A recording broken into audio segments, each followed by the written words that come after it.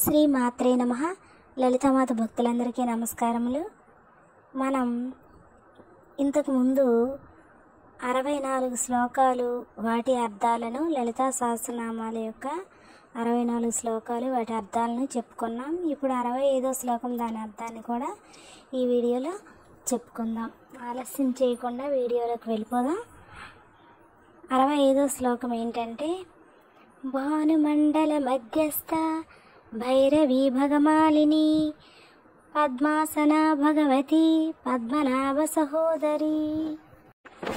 భానుమండల మధ్యస్థ అంటే సూర్యమండలం మధ్యలో ఉన్నది అమ్మ అని అర్థము. భైరవి, భైరవుడు అంటే శివుడు, భైరవి అంటే శివుని యొక్క పత్ని అని అర్థము.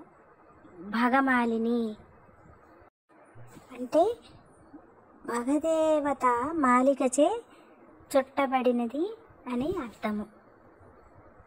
పద్మాసన అంటే పద్మాసన స్థితిలో ఉండున్నది అని అర్థము. భగవతి అంటే షడ్గుణ ఐశ్వర్యవంతురాలు. భగవతి అంటే ఈ లోకమాత, జగదాంబ, జగన్మాత అని కూడా అర్థం వస్తుంది. పద్మనాభ సహోదరి అంటే పద్మనాభుని యొక్క సోదరి. పద్మనాభుడు అంటే విష్ణుమూర్తి, విష్ణుమూర్తి యొక్క సోదరి అమ్మ. ఈ విధంగా అమ్మ యొక్క గుణాలను, అమ్మ యొక్క లక్షణాలను బట్టి అమ్మకి రకరకాల పేర్లతో మనం 1000 పేర్లతో అమ్మని స్తుతిస్తున్నాం, కొనియాడుతున్నాం.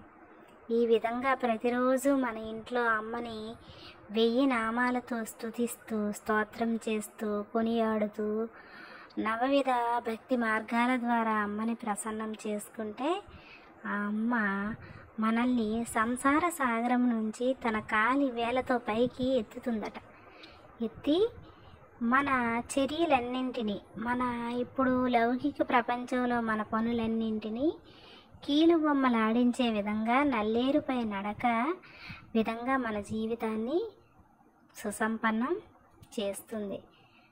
మనకు మన ప్రమేయం లేకుండా మనం నిమిత్త మాత్రంగా ఉంటూనే మన పనులను అమ్మ చేసేస్తుంది.